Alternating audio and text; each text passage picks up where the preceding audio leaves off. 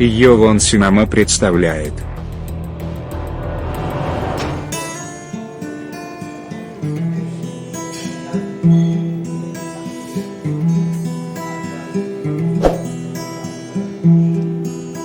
ما بلبلکان چمن گم کردیم،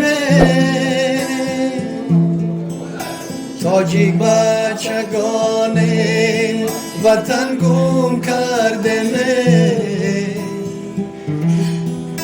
آواره هر دیار در این شهر غریب، با شیوه تاجیکی سخن گم کردیم، آواره هر دیار در این شهر غریب،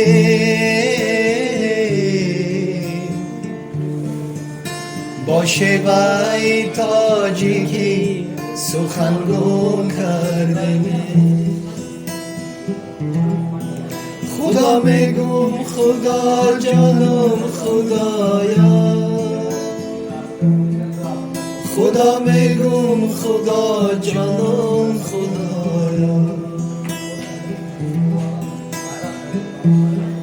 ما مردم تاجیک غریبیم غریب،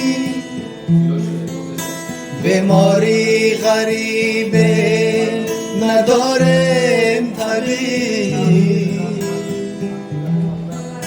دور از وطن و جدا از یاران غریب،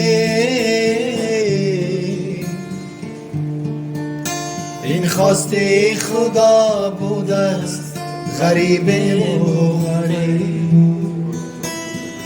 دور از وطن و جدا از یاران غریب،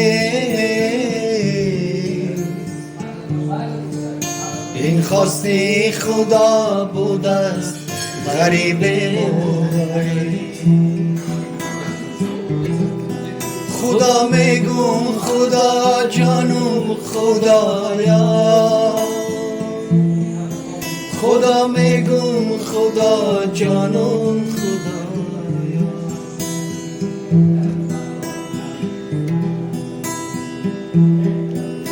خدا میگم هیچ غریبم نکنی،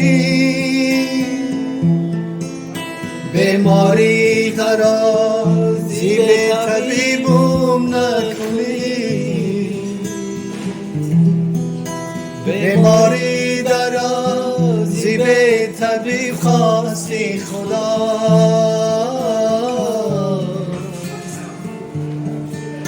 از جانی جوانم نا امیدم نکنی،